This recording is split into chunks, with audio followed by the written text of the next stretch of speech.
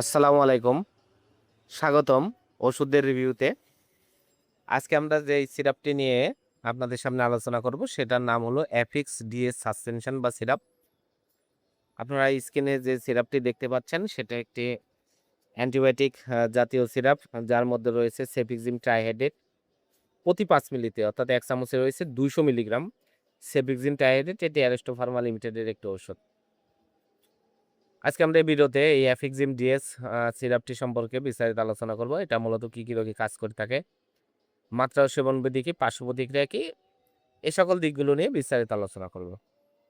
তো প্রথমে আসুন দেখে নেওয়া যাক অ্যাফিক্স ডিএস সিরাপটি মূলত কি রোগে কাজ করে থাকে।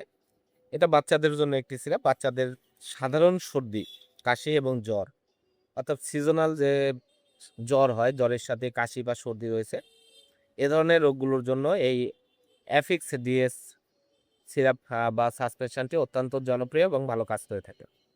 এছাড়া বাচ্চাদের অ্যাকুয়েট ব্রঙ্কাইটিস, ক্রনিক ব্রঙ্কাইটিস, এছাড়া নিউমোনিয়া, শ্বাসকষ্টজনিত সমস্যাসমূহ, এ ধরনের রোগের জন্য এই অ্যাফিক্স ডিএস সিরাপটি অত্যন্ত জনপ্রিয় এবং ভালো কাজ করে থাকে। এছাড়া এটি বাচ্চাদের বিভিন্ন ধরনের ব্যাকটেরিয়া জাতীয় সংক্রমণ, চুলকানি, মূত্রনালীর সংক্রমণ, এ ধরনের সমস্যার জন্য অ্যাফিক্স ডিএস সাসপেনশন বা সিরাপটি অত্যন্ত জনপ্রিয় এবং ভালো কাজ করে।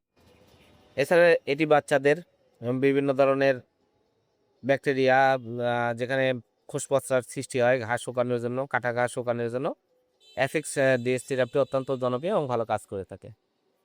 এবার আসুন দেখে নেওয়া যাক এর মাত্রা ও সেবনবিধি কি। এটি 6 মাসের ঊর্ধ্বে বাচ্চাদের জন্য ডাক্তারের পরামর্শ অনুযায়ী আপনারা ডোজ নির্ধারণ করে নেবেন এবং অবশ্যই ডাক্তারের পরামর্শ ব্যতীত কোনো ধরনের অ্যান্টিবায়োটিক আপনারা সেবন করাবেন না।